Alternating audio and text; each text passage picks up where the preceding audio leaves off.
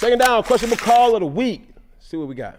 Did Will Wade give us a glimpse on the future of college coaching and what it looks like?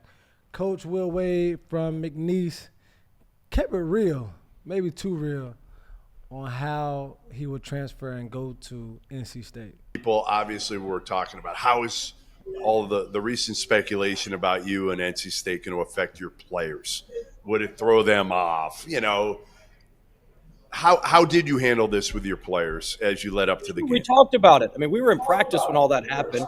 And you guys know, I mean, look, you interview for a job and then your attorneys deal with their attorneys. It's not like I'm talking to people I mean, we were in practice at Brown, and Mike Martin, who I've known since I was in the Ivy League, he came out in practice and said, what's up to me? He's like, hey, you know you're trending on Twitter. So what the hell am I trending on Twitter for? He's like, oh, they said you took the NC State job. I was like, oh. And then I got back to my phone and had like 300 text messages. And so, I mean, look, that had nothing to do with it. When we got that night, I sat down and talked to the team. We had already talked on Saturday. And I mean, we're honest. I mean, shoot, half the kids I recruited, I told them, hey, look, the goal is to go Power 5 after this year, and some of you guys can go with me. And some of you guys, I mean, so we all know what's up. And I mean, our guys, this was great for them. They're going to have a lot of schools in their DMs tonight, too, looking to pick them up, pay them. So it's a good. I love it. We all know what's up. The goal is to go Power 5. It ain't no secret. But you go Power 5, it's not because they're water colder. It's not because, they're better. They just got more opportunity of exposure. Mm-hmm. That's pretty much what it is. Going out of the day where you have a Steph Curry at Davidson and you have a C.J. McCollum or you have a D-Wade at bro, those days are gone, sadly. But even if you ask this, if Steph Curry could have left, would he have? In this NIL? In this new dimension of what athletes are going through, would Steph Curry stay at Davidson for 4 years? I would say no and yes. My no would be, would he leave Davidson? And this only really because his background with his dad, obviously. Like, he's not hurting for money with his dad being who he is as Steph Curry. Dale Curry.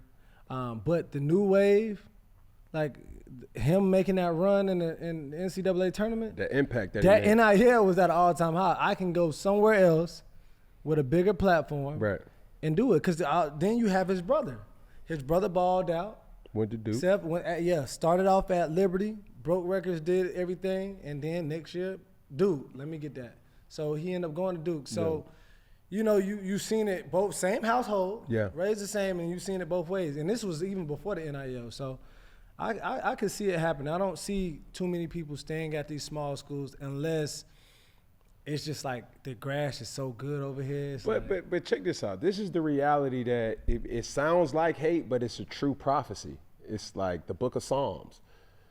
Bro, nobody wants to see these teams. There's no such thing as Cinderella no more. Cinderella is dead.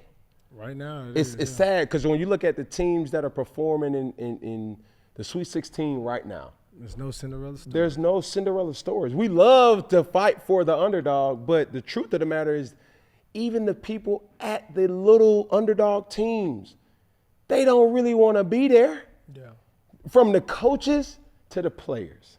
It's like the coaches use smaller schools for a resume booster to get to. See how I changed this program. A Power 5. Yeah. Gus Malzahn did it. He had to go to Arkansas State to boost it. You see, Primetime did it. He goes to Jackson State, and now there's multiple State coach doing it. It's a lot of the same blueprint and algorithm that a lot of coaches have been doing for years. So when the notion is like, yo, we don't want to see it. Oh man, you hating. But it's like we don't want to see nobody who really doesn't want to be where they at. Yeah. And I think with the money, it's going to really separate the gap even more. Like before, it's like exposure. They get all the amenities. But now it's like, bro, you can't go to Division II, D1 AA school and get the same money that you're going to get from a Duke or Carolina. Sure. And that's the thing that it hurts. Now, if somebody, even in this tournament, we talked about it earlier, I'm like, I wonder if the landscape of the NCAA tournament will change to like it is in football.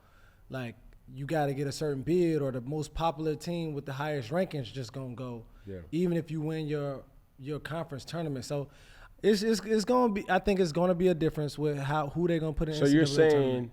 change the dynamic of what the March Madness is. Yeah, like you see it even with the SEC. You know what, they have 14 teams this year getting bid. So it's like slowly but surely, I feel like it might change just because the disparity is going to be too vastly different. And let me say it like this: there's no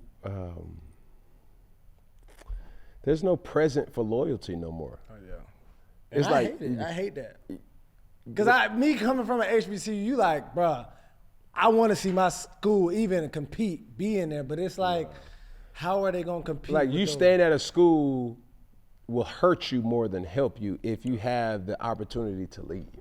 No. That's how you got to look at it. Like if your son, if you were in this position where you could change your environment for the better, the grass is greener over there. I got to go because the coach going to go.